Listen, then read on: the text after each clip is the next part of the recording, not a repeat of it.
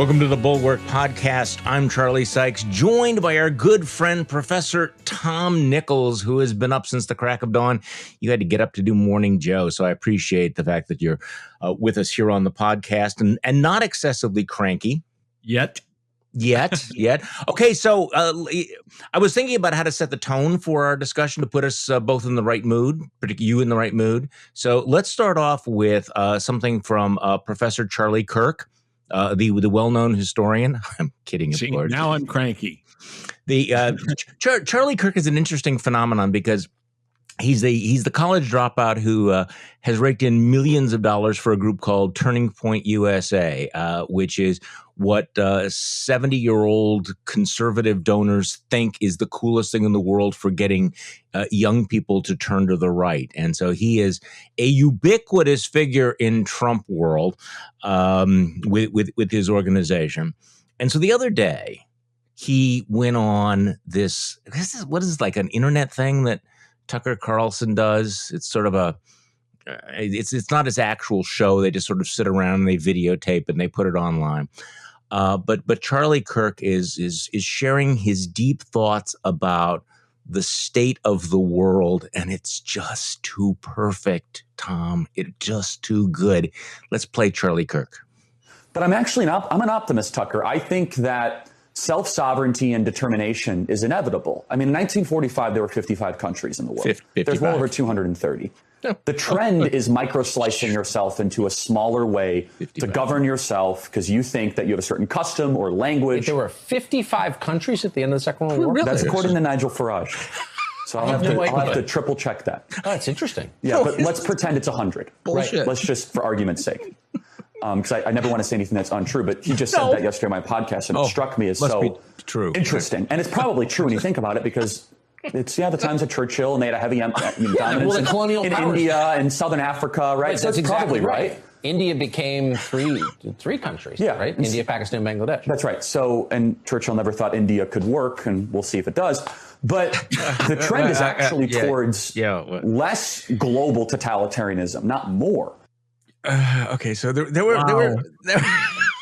Well, I thought that I actually 55 countries. I'd seen on Twitter that there was some, Charlie Kirk said something stupid thing floating around on Twitter, but I'm actually now less cranky because there was no way not to laugh through that. But if we're going to dredge this for an important point about our old movement and our former comrades and former party, it's that when did stupid become cool? Yeah. Because this isn't even just the kind of, a tired mistake of, saying that there are 57 states or that, you're in Vermont when you're in New Hampshire after a long day of campaigning. This is like, rock solid stupidity. Yeah, we've gone from Edmund Burke to Charlie Kirk, right? We've gone from William F. Buckley Jr. to Charlie Kirk. See, I love the sourcing on all of this. I don't know if there's I do a podcast. You've done lots of interviews. So there's Tucker Carlson, who's a reasonably well-educated guy who knows that it's complete bullshit that there's 55. But he's sitting there, and Charlie Kirk is pulling this totally out of his ass. And Tucker Carlson goes, 55 countries. You don't say. Interesting. Not Imagine. Like, wait, Charlie, I don't want to embarrass you and myself by doing this. This is complete bullshit. And by the way, if somebody says this on this podcast, we're going to say, no, I'm sorry. That's just not true. But wow. Tucker Carlson can't call out the stupid. This is the thing. He's not willing to say, Charlie, I know you didn't finish school and you've never read a book in your life, but no, that's not true. But then it gets better when it's like, that's what Nigel Farage said on my podcast yesterday. So in my head, listening to the audio, all I could see was Tucker's constipated face. Always constipated, right? He's got that kind of, the dog tilting his head sort of, he's thinking real hard look. And again, the point of this is not to denigrate people that don't have a college education. I think the point is to denigrate people who don't know shit from shinola, and who don't know what they don't know. Stop them from talking about important things as if they know what they're talking about. Well, then that's what's interesting is that Charlie Kirk's a pretty good example of this loop of misinformation and crazy, which is, so I heard from some guy. It's is kind of Trumpy, right? It's like some guy. Many people are saying there were 55. Many people are saying, and I don't want to say anything that's not true, so I should triple check that as opposed to doing what I just did, just laying it out. If we're gonna decide to have a good laugh here because it was impossible not to, he's also misunderstanding why there were fewer countries. It's because there were, empires, colonial powers. Yeah, it's like, well, there were far fewer countries in Africa. Well, yes, there was a reason for that, and he says, well, self-sovereignty is inevitable. Well, first of all, sovereignty by definition is self-sovereignty. There's no such thing as anything other than self-sovereignty. But he's trying to make some kind of larger point about countries and nations and states governing themselves. And in the end, the 55 countries thing, that's really a small and forgivable bit of dumbassery in the middle of this.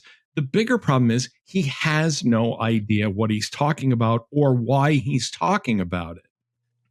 That's become the thing. It's like, look, I think I have to make a point about countries and globalization and nations and states. And so I'm just going to keep talking while Tucker Carlson, looks like he's kind of straining away going, interesting. Isn't that something? Do go on. Fascinating. That's do go on. I mean, again, there's always the option when someone says something like this, you can edit the tape or you don't put it up on bad. They don't care. It just doesn't matter anymore. I mean, this is the wonderful thing about being a right-wing media personality. There are no consequences. There are no standards. You are uncancelable.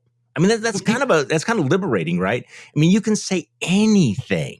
And they're there for the experience. They're not there to learn. They're not there to debate. They're not there to have a discussion. They're not there to be kind of prodded into thinking about things. They're there.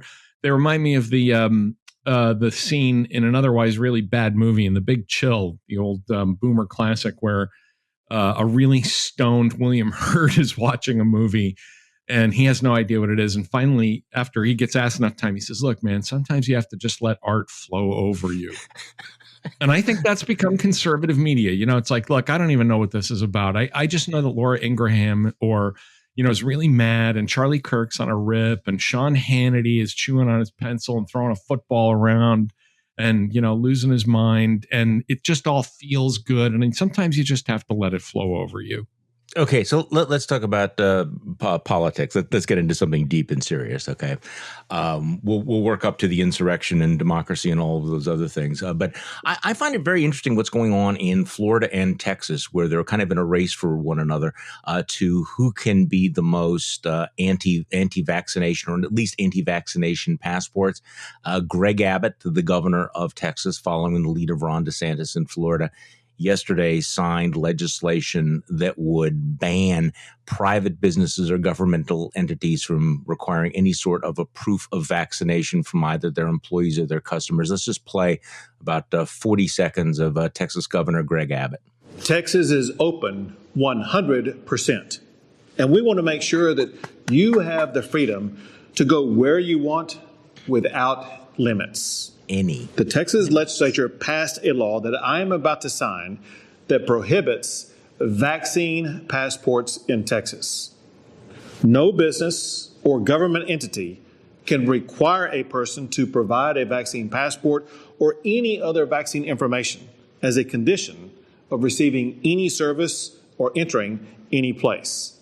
I want to thank the Texas legislature for getting this bill to my desk. So, Tom Nichols, interesting spin on the concept of small government and freedom. Yeah.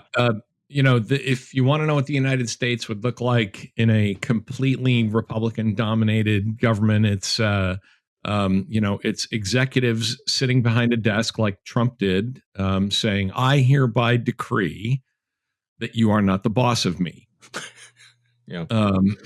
But, imagine being This is great if you're a freedom guy, but not so great if you're a business. This basically says, why doesn't he just, and a lot of folks, went after Abbott on social media in a kind of laughing way about it, but there's a serious point behind it. Why not just say, you can't put up the no shirt, no shoes, no service sign?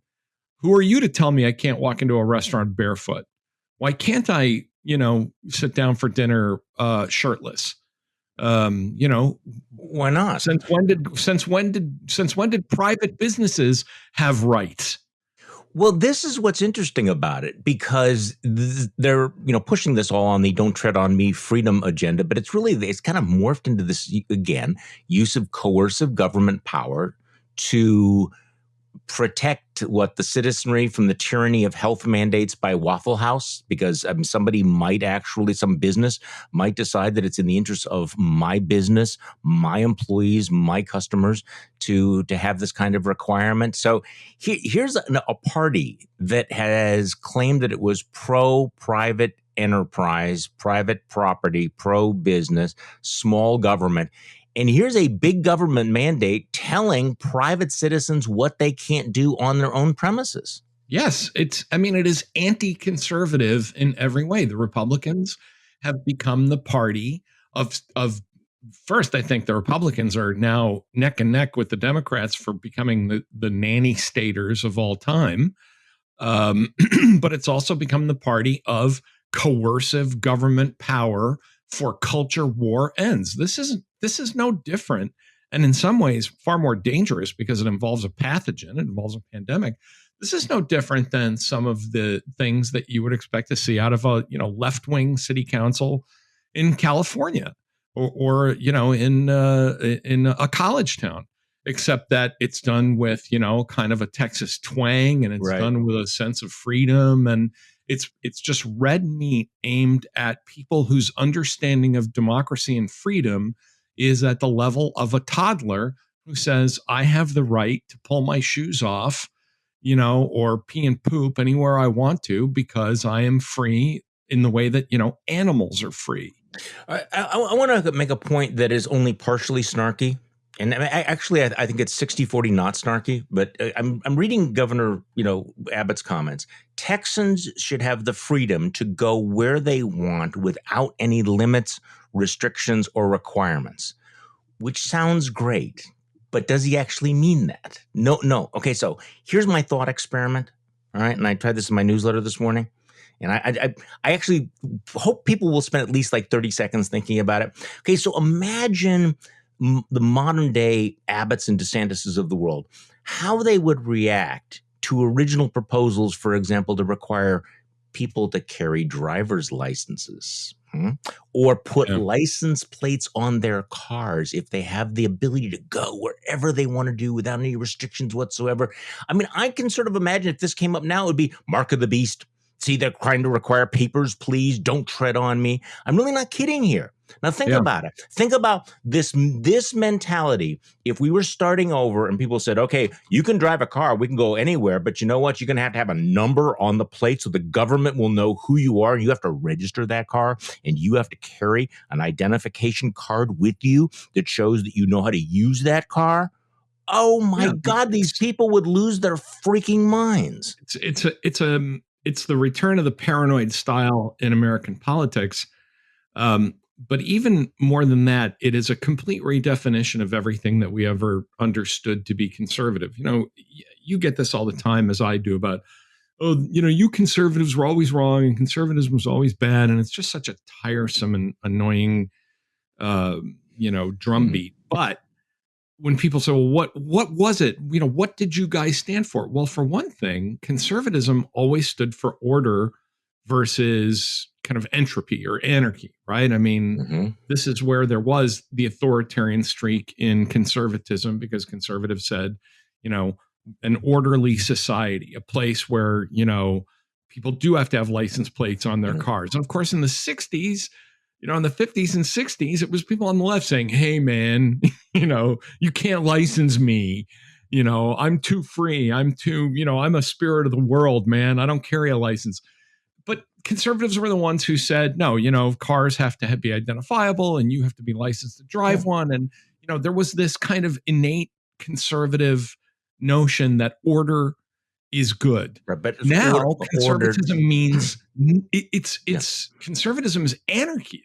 It's nihilism. It's, my freedom is completely without limits. And if I want to walk in with 4 guns, I don't know if anybody saw the picture on Twitter, the guy walking around with 4 guns strapped to him, to make the point that he could walk into a store with open carry. That's become the new symbol of, I'm going to use little air quotes here, conservatism, because conservatism means pissing everyone off because I can, because mentally I'm 3 years old. Yeah, I don't even know if I want to use the word conservative to describe that. But, conservatism used to be described as, the belief in ordered liberty. Now that's a balance, ordered liberty. People might say, well, that's a contradiction of terms. No, not at all. That is the conservative sensibility was you balance order with liberty. You don't go one way or the other way. And of course, that balance is completely gone right now. Just like the balance between the needs of society and the community need to be balanced against individual freedom. That the balance. Right now, it's like, fuck the community. If I want to do this, I'm going to do whatever I want. So I'm going to get your sense, because you are, of course, famous for your deep thoughts about the etiquette of flying on airplanes and everything. Ron DeSantis is going all in and saying that none of the cruise ships should be able to require any sort of proof of vaccination. And interestingly enough, the cruise ship industries are going, wait. We kind of want to get back going. And this would help us if we could assure our passengers that we wouldn't become a floating petri dish of pandemic. So would you get on a cruise ship anytime soon this year? I mean, you want to get back to life, right? No, and I am not a cruise ship guy to begin with. But if I had to be on a cruise ship, if somebody said, we'd like you to, I don't know, do a speaking gig, or, I don't know, you need to get from Boston to Florida and all the airplanes are gone and you have to, I'm vaccinated. I wouldn't worry about it. But as I said on Twitter, my biggest concern would be that a boat full of unvaccinated people from Florida would be by definition being trapped on a ship full of assholes. And so I just wouldn't want to have to socialize with a bunch of, people. There was a movie, wasn't it? Ship of Assholes. Famous. See, I think and if not, there should be, but that they're got a bunch of people trying to make each other sick to make a point. And DeSantis, this is why DeSantis is, the among the worst of the worst. He has broken the code. He's like, I can do performative, as you and I have often called it, performative assholery, and do these dumb things and throw this red meat to the rubes who don't know any better and don't care. And, and I'll be president that way. And it actually might work for him. And it might work.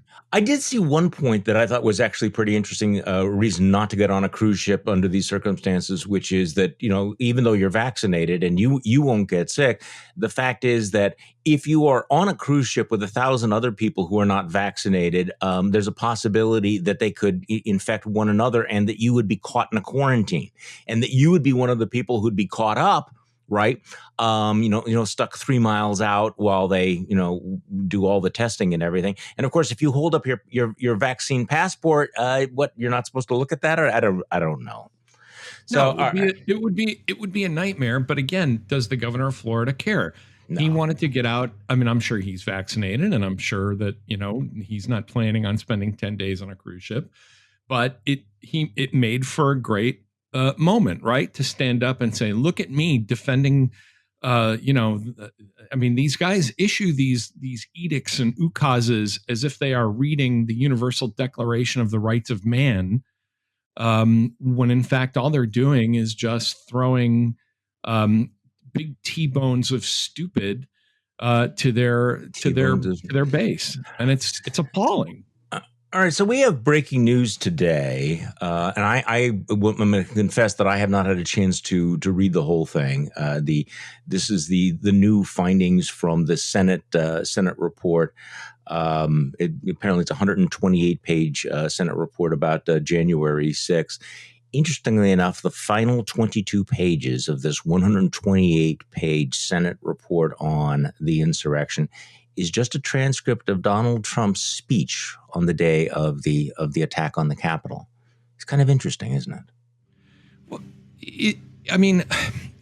much like the audio that was just released with Rudy Giuliani, are all the things that we suspected, did anybody really think these things were not going to be turn out to be true? That Trump incited this insurrection and directed people to go where they were going. Of course, exactly. That was going to be the case. And of course, it was the case that Rudy called Ukraine and said, if you were to play ball, some good stuff. I mean, a friend of mine could make a friend of yours. That thing could happen. And I don't want to say what that thing is, but it's a thing and you want it. And, these guys were a bunch of mafia goons. They knew exactly what they were doing. Trump knew what he was doing. The Senate knew what Trump was doing. And that's what makes the behavior of the Senate Republicans even all the more shameful. You also saw that my home state Senator Ron Johnson, along with Tommy Tuberville, Mike Lee, Rick Scott, and Ted Cruz all sent a letter yesterday to the Attorney General, Merrick Garland, requesting information on what they called the unequal application of justice for the insurrectionists and the Black Lives Matter protesters last summer. So once again, we're seeing this extraordinary revisionism. I will say that among the things that I did not totally expect was the way in which larger and larger portions of the Republican Party are embracing the insurrectionists as somehow victims of an overweening federal government, that they in fact are being persecuted. I thought a lot of things would happen. This is an interesting development, isn't it? Interesting in quotes. Well, I'm just going to say that I, was an early adopter on calling out Mike Lee as being full of shit about his loyalty to the Constitution. That was, the great constitutionalist from Utah, and I just thought that was always a lot of, camouflage. For the fact that if constitutional principles ever came into conflict with things that Mike Lee thinks are good, that the Constitution would be the victim of that collision. And so, no, it doesn't. I think what's surprising me is that they are saying it so bluntly. Right. Instead of saying, look, we're not holding Trump responsible for this, but the people who attacked the Capitol must be brought to justice because we are a nation of laws. The things we would have expected normal people to say in any party in previous years are now simply not available. It's like the brains of elected Republicans cannot process those words. And so instead it's like, hey, here's a good idea. Why don't we all get together and basically being like a Senate coalition for the legal defense of insurrectionists and seditionists? Because again, Charlie, you know Ron Johnson better than anybody. Yeah. I think Johnson is actually stupid and believes all this, but I think with Cruz and Scott and Lee, I think they know exactly what they're doing, and they're saying this is what, again, they live in fear. George Will had a great line about a month ago. This is a new phenomenon in American politics, a great American political party, and once great party that is terrified of its own voters. Yeah. That's literally true. Okay, let's make everybody mad since we've gotten this far into the podcast. Let's talk about Joe Manchin and H.R. 1 and what the Democrats are doing on Capitol Hill. So first of all, give me your take on Joe Manchin.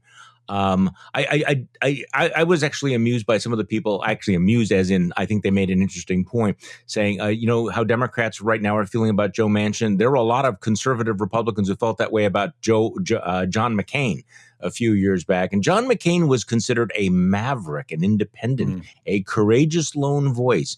Joe Manchin's not getting that treatment right now, is he? No, and I'll give you two versions of Joe Manchin. One is the why everybody is mad at him, and the other is why everybody shouldn't be mad at him. First, if you don't like Joe Manchin, what Joe Manchin's doing, the answer for Democrats is elect more senators. Joe Manchin has the power he does because you Democrats fell short when you should have been rolling.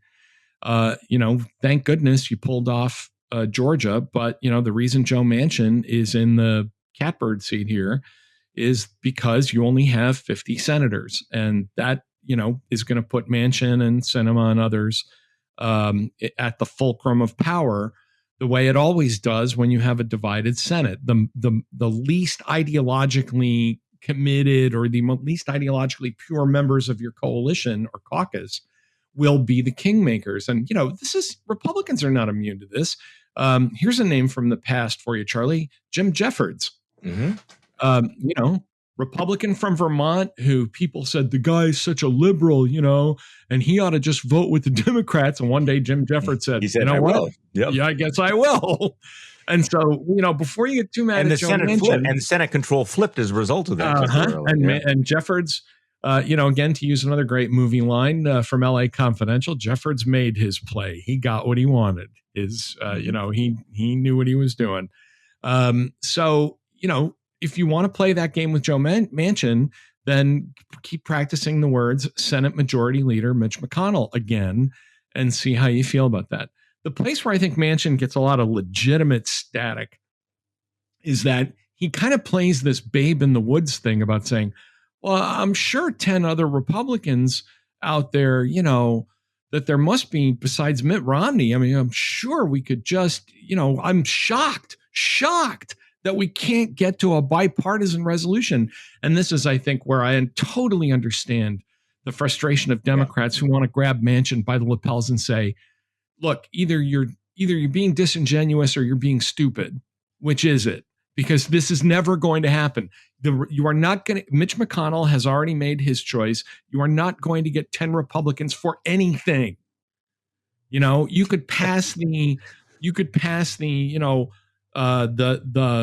motherhood and apple pie, co-sponsored by Jesus Christ himself. And that was the January 6th commission. If you can't get 10 votes for the January 6th commission, that ought to be kind of the red flag. This is not going to happen. I love the quote over the weekend. It was something like Manchin said something like, well, he's still optimistic that Republicans, his Republican colleagues would look into their souls and realize they needed to do X, Y, or Z. And my reaction to that was, Senator Manchin, they've been looking into their souls for the last 4 years and they've come up empty over and over and over again. Why do you think it's going to be different this time? Yeah, or they've, even worse, they've looked into their souls and there is this, kind of howling evil voice that says, do it, You'll get away with it. Okay, so here's the problem. And this is where I'm getting a little bit frustrated, and I'll get blowback for this. But, the Democrats sometimes are very bad at politics. I'm sorry to say this. The whole H.R. 1 thing, this bill was never going to pass. There was never a chance it was going to pass. It wasn't written to pass. You don't have an 800-page omnibus bill like that, to jam through on a partisan basis. And yet they've had all sorts of off-ramps to break it down, to come up with different alternatives, to go with the John Lewis bill. And so Joe Manchin, in a sense, just simply called out the political reality. And I do wonder whether or not there's an element of delusion going on in the Democrats that with a 4-vote margin in the House and no vote margin in the Senate, that, let's go pedal to the metal. The progressives are saying they're fed up with all the pussyfooting around. It's time to, it's go time. Go time where? Yeah. What are you talking about? The most revealing comment on this was a Democratic staffer in the Washington Post who said, do you think Manchin was the only guy who had a problem with this? And his exact quote was, fuck no. No. That he's the front guy on that. Yeah. He's just the front guy on that. And I think there's a couple of things going on here. One is Republicans are so afraid of their own base that they do crazy stuff. Democrats, I think, don't trust their base to keep showing up unless they can shovel goodies by the wagon load out the front door. They keep saying things like, but if we don't do all these things and we don't show that Biden can deliver on all of these things, then our base, and my answer is, your base is what? Yeah. What? They're going to vote for Ron DeSantis for president? I mean, what does that mean? Your base will be concerned. I think this is the one huge difference in how Republicans and Democrats do politics. That Republicans grumble and they say, yeah, I didn't get what I wanted. And, with Reagan, again, you and I are both old enough to remember Reagan in 1984 and the evangelicals. We didn't get parent school. We didn't get abortion banned. We didn't get this. And the Reagan staffer who said, screw them. What are they going to do? Vote for Mondale? And of course, they all came back and they all voted for Reagan because, grumble. They weren't going to vote for Mondale. But there was no conservative talk radio in 1984. There was no Fox News in 1984. There was no vast grifter outrage industry out there that was willing to stoke dissent back then. So that was actually a much kinder and gentler era for a conservative president back in 1980. Well, and also I think you had stronger conservative leaders who would have said, no, I don't take my marching orders from a guy on AM radio. Right. That I think the idea, that Rush Limbaugh was going to tell Ronald Reagan what to do is pretty funny. But the Democrats are perpetually terrified that if they don't somehow pull off everything all at once. And there's also, I think, Joy Reid, of all people, when talking to our friend Tim Miller yesterday, was like, why don't Democrats get this? And I think Democrats are terrible at the marshmallow test. One of the great wait, what is the marshmallow test? Well, the marshmallow test is that test they give to kids where you can have one marshmallow when I come back in the room if you don't touch the one that's here now. And of course, it's a test of impulsive behavior, right? That the kids gobble up the marshmallow and they go, okay, I ate it. They're bad at incremental wins and taking a kind of longer view. Guys like McConnell, I always say to Democrats, be like Mitch. He plays the long game. He takes his incremental wins. He picks the things he knows he can win, and he twists the arms of his coalition to make sure he gets them. And he does it in pieces over time. Whereas I think Democrats have this notion of, well, we're in power and we will never not be in power. And so we'll just kind of, as you say, put the pedal to the metal. But I just think that is always a short-sighted approach to politics. And I think I don't know why they don't get it, except that they are constantly worried that their own coalition is so fractious and unreliable that if they don't have constant victories on everything, that their coalition goes home and watches TV, which I think is unfortunate. Yeah, I do think that there's a strain of pragmatism in the Democratic Party that obviously resulted in Joe Biden being the nominee as opposed to Bernie Sanders. But I think part of it was the story that they were telling themselves. They were telling themselves that they were triumphant, that everything they were doing was massively popular, that they didn't need to worry about things like defund police or urban violence or any of those things, and they continue to tell themselves these things. Even Biden was a near-run thing for a while. Very much so. As we now know. Yes, the book on the Allen and Parnes book on the Biden campaign, for example. Jim Clyburn saved the country. I mean, because the Democrats were having these big arguments about, well, should it be Bernie? Should it be Elizabeth Warren? I mean, they were sitting around thinking about the least electable people. And I think here, since you've gotten out on a limb to try and piss everybody off, I can't leave you out there by yourself. So I will say that in part, what I think happens with Democrats is they are very much addicted to the notion of politics as self-actualization, that they make their voters, and I mean particularly their voters, say, what does this vote say about me? Does it make me feel good to vote this way? They are not a party. The Republicans have really mastered the art of holding their noses and gritting their teeth and saying, look, I want to win. I want my guy to win. I want the Republican Party to win. And I want, Kevin McCarthy to be the House Speaker. And I want Mitch McConnell to be running the Senate. I don't think the Democrats have gotten to that kind of level of party discipline where they are capable of saying, this makes me feel bad, but I have to do it anyway. Well, let's double down on this pissing people off thing, because the other thing that the Democrats are not as good at as Republicans is picking their enemies and coming up with their talking points. It is interesting, to watch how the right coalesces around, we're going to go after Anthony Fauci now. Yes. Fauciism. This is going to be our thing. We're going to pound this, like they did with Benghazi, like they are doing now with Kamala Harris. And by the way, you notice that part of the strategy, the socialist left wing, Democrats, is to kind of ignore Biden, say that he's simply a figurehead, and the real power is Kamala Harris, who, let's be honest, does not have all of his political skills. She's kind of having a rough patch here. And so they're all focusing on that. Whereas Democrats are kind of all over the place. They have not focused on January 6th, for example, in the way that Republicans used to focus on things like Benghazi. The Republicans are better at naming it, at fixing and freezing their target and their enemy, whereas Democrats feel like they're kind of all over the place. Right. Do you agree or not? I absolutely agree. And, I've had Democrats tell me, well, we're not like you. We don't take orders. We don't march in step, and we don't do message discipline. Well, that's not necessarily an inherently conservative or Republican thing. I mean, you have guys like David Shore, a gong I keep trying to bang every chance I get about David Shore, saying, look, all politics, it used to be the Tip O'Neill rule, all politics local. All politics are national now. And what you do in these D+55 districts washes over onto people in these, D+1 or R+2 districts. And so you guys have to talk to each other, and you have to get some kind of clarity. And I think you're right, Charlie. You said earlier, it was a story they told themselves that, no, defund the police. No one misunderstands that. No one could possibly disagree with that. One of the interesting I was right stories that I'll just, since we're, tripling and quadrupling down on pissing people off, I said, that Joe Biden might be a racist attack from Harris. That's gonna leave a mark.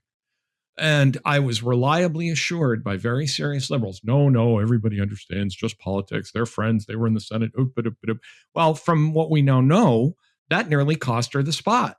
That they looked for a lot of other people for the VP spot because the Biden people didn't want Harris there specifically because of that. And Democrats have this wishful thinking, this wish casting of, no, you can attack Joe Biden as a racist, but then tomorrow it'll all be bygones. Yeah. Or we can say defund the police, but all the reasonable people understand that what we really mean is, don't hurt people. And I mean, it's almost like a childlike, in the same way that Republicans can only understand freedom as, I am free to smear poop on the walls.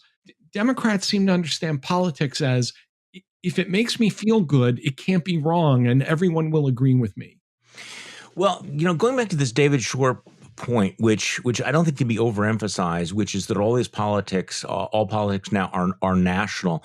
The reality is that things that AOC says play in every single district. She's not just running in her own district; it's playing in Abigail Spanberger's district. It's playing in Connor Lamb's district. It's playing everywhere at the same time.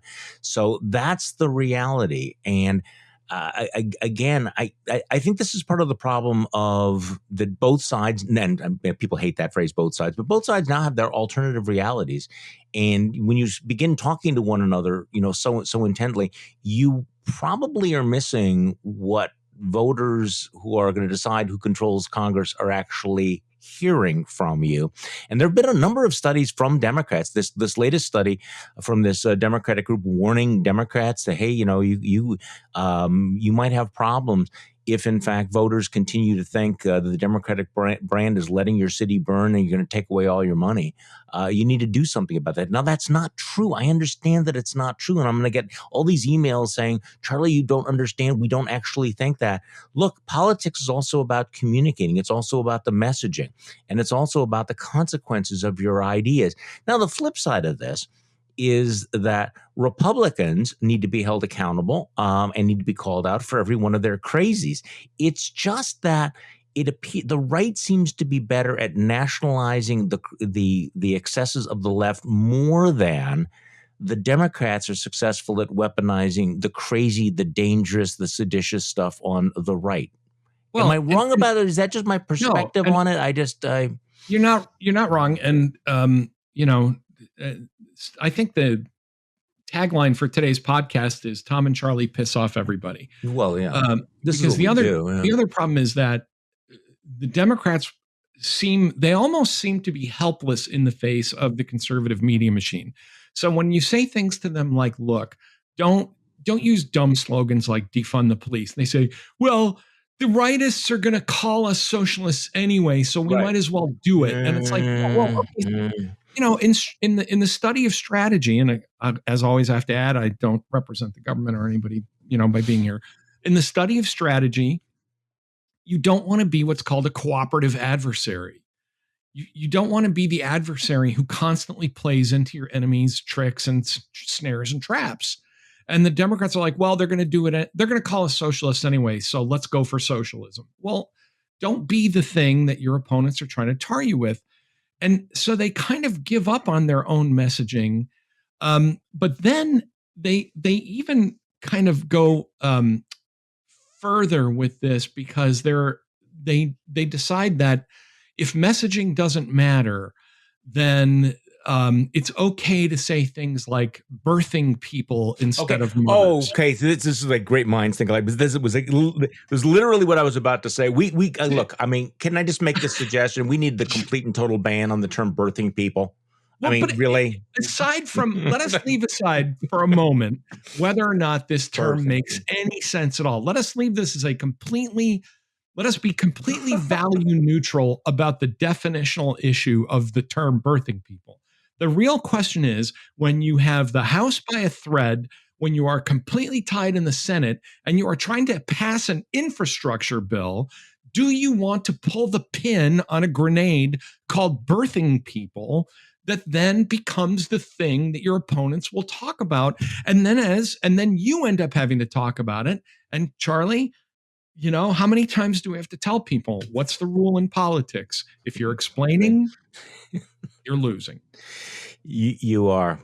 Tom Nichols, thank you so much for all your time today, even though we've managed to piss everybody off. But that's what we do, right? I mean, that's what we do. That's our brand. What is the point of doing these things if occasionally we don't rub people, including ourselves, the wrong way? It's good for it gets the heartbeat up, and it's good for you. It gets the cortisol flowing. So we're here to help. But the good news is that tomorrow morning you and I will both wake up and we will not be Charlie Kirk. So I mean there's that. Hey, thank you all for listening to today's Bulwark podcast. I'm Charlie Sykes. We will be back tomorrow and we'll do this all over again.